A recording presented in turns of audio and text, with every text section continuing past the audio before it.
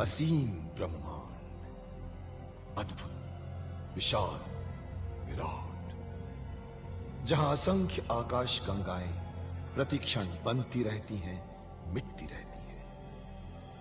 हर आकाश गंगा में होते हैं अनगिनत तारे, अनेकों सूरज, और सूरज के साथ होता है अपना सौर मंडल, जिसमें रहते हैं अनेकों ग्रह। न जाने कितने सूरज चमके और बुझ गए, न जाने कितने तारे चमके और खो गए, न जाने कितने ग्रह, कितनी पृथ्वियां, कितनी सभ्यताएं बनी, बढ़ी और खो गई। परंतु जब ये गैलेक्सीज, स्टार्स, प्लैनेट्स, हम, आप और ये स्पेस भी इवन नहीं था, तब क्या था? दोस्तों, सबसे प्रचलित थ्योरी बिग बैंग की थ्योरी है, जो इसे एक्सप्लेन करती है।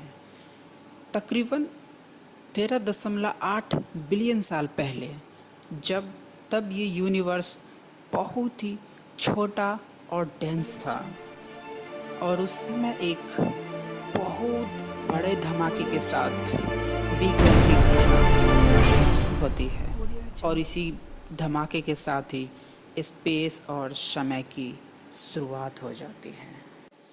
परंतु एक क्वेश्चन अभी भी रह जाता है कि तब ये बहुत ही छोटा सा यूनिवर्स, बहुत ही डेंस, ये कहाँ से आता है?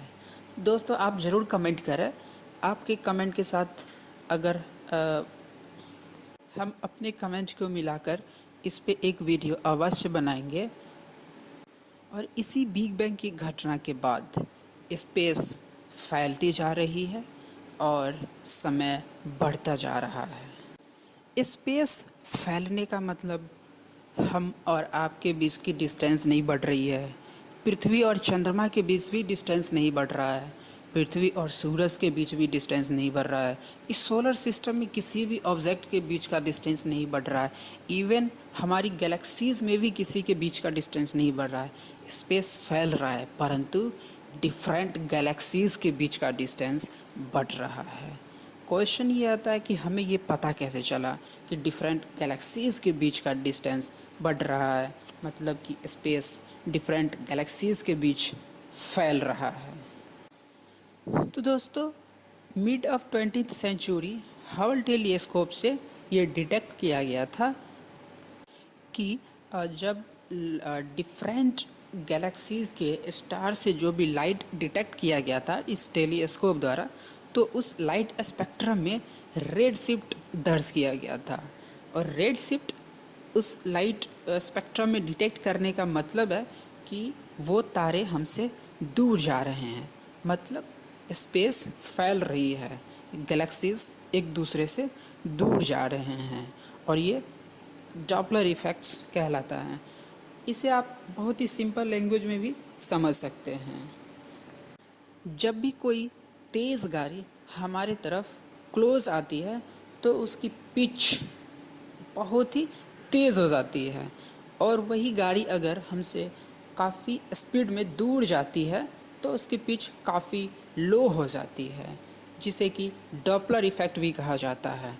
और इसी को लाइट के टर्म में हम लोग कहते हैं कि जब भी कोई गैलेक्सीज दूर जा रही है, कोई भी ऑब्जेक्ट हमसे दूर जा रही है, तो उसमें रेड शिफ्ट दर्ज की जाती है, और कोई अगर स्टार या लाइट जिससे कि बाहर आ रही है वो अगर हमसे करीब आती है तो उसमें ब्लू शिफ्ट दर्ज की जाती है।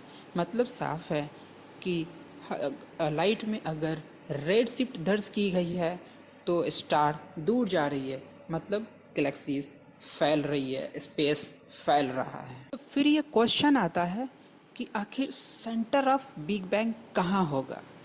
आखिर वो कौन सा पॉइंट है जहाँ से कि सारी गैलेक्सीज एक दूसरे से दूर जा रही हैं?